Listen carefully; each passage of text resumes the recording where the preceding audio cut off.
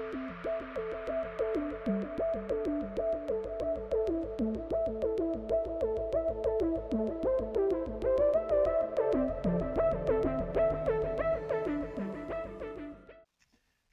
everyone and welcome to this video, which is in our chess variant series. I'm Grandmaster Matthew Sadler and we are taking a look at some more endgames in pawn sideways chess. This is an endgame that is a well-known draw in normal chess. So the king and the pawn are very nicely advanced.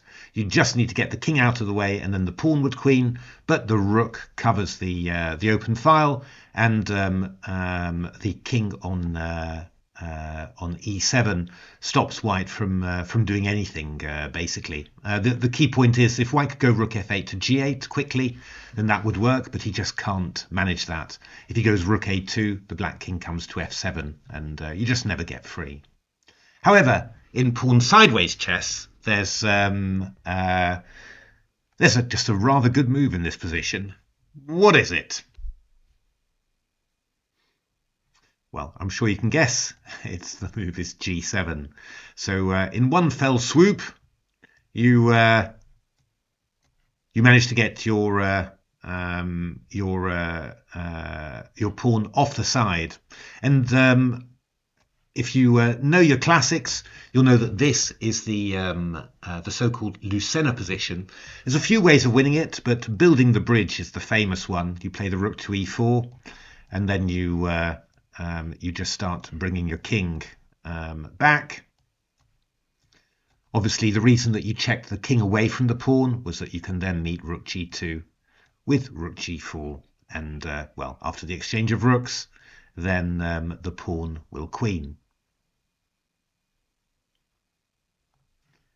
That's a pretty simple endgame, but yeah, I mean, very, very important. I mean, essentially, it really means that you know, rook and pawn endings with an extra pawn. Well, I mean, they're most likely very, very many of them are winning, because if you know, rook and rook's pawn against rook is winning in that sort of situation, then yeah, you know, it's just very, very likely that you're just completely winning that. So what that also means is that in this position, a very famous endgame is also winning, namely this one. So this is a very famous one. I think it's a Philidor position. I think it is. The idea normally for black in normal chess is that the rook patrols the 6th rank, and then when white goes e6, then black goes round the back and just starts checking, and there's no place to hide. However, what white can do, you know, white can actually offer the exchange of rooks in this position, because we know that king and pawn, from an earlier video, we know that king and pawn against king, whatever the situation, is just a win. So yeah, I mean, white can play moves like rook g7 and then rook g6, and then just gradually try and get the king and the rook in. And yeah, I mean, as soon as you get the king up, the pawn going, then it's just going to end up being a win as well. It's rather long in actual fact, but I played quite a few games with my engines, just trying them out, and it just seemed to be a win for white in the end.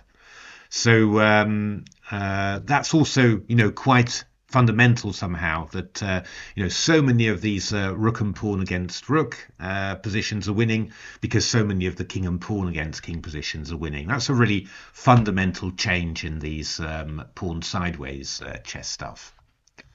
So yeah, I mean, the interesting thing, of course, is to try and work out, you know, can you find interesting stuff, you know, different stuff that you can do with this pawn sideways. And well, I mean, this was just one attempt. This is a little study again, second study ever, I think, in pawn sideways chess. And it's white to play simply.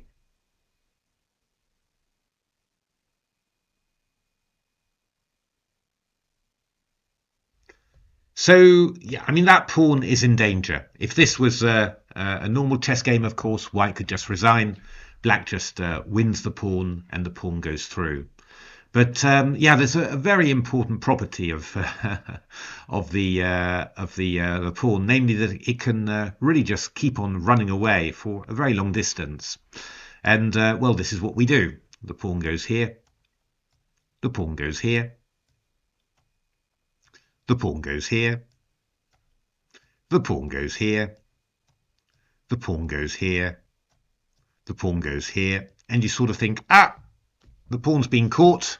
It can't move forwards. It can't move to the side anymore. And, well, this pawn is free to move. But then, yeah, there's something that you might remember, either from a Reti position, or there's a famous game, Lasker against Tarrasch, where Lasker saved himself in this sort of manner. Just have a quick look to see if you can see how White saves himself. It's this thing. So king g7, you're threatening to move the pawn to h6. The king has to get out of the way, and now the king comes back. And, well, the key point is it's not enough just to go to the corner, right, as it would be in normal chess. You really have to go after the pawn somehow, but, you know, you can do that quite easily, and it just turns out to be a win. And the pawn can try and run, but it can't hide. It can't hide. Oops. That was a very good move, wasn't it? So, yeah, so this is a very, I think a very important ending type in pawn sideways chess, namely that the pawn can really run a long way to the side and just, I mean, basically totally drag the black king out of position. Quite amazing somehow. It's actually really nice.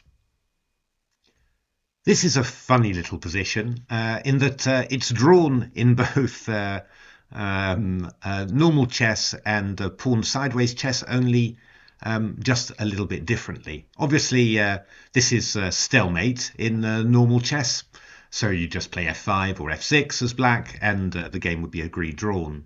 Only in pawn sideways chess, yeah, White is actually threatening to play pawn to g7 and then just queen.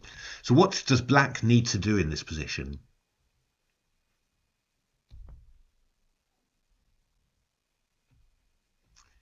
Well, there we are. It's the move is pawn g7, and that is actually stalemate because this pawn can't move, the king can't move, so just stalemate. I'm trying to work that out, work this into some sort of study somehow, but I can't.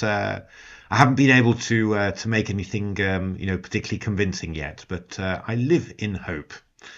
But yeah, this is rather nice actually, with this rather unique stalemate for pawn sideways chess. So there we are, just a brief little video there, just giving a few little endgames that I've seen. Hope you enjoy this, and hope to see you at the next videos. Thanks for watching.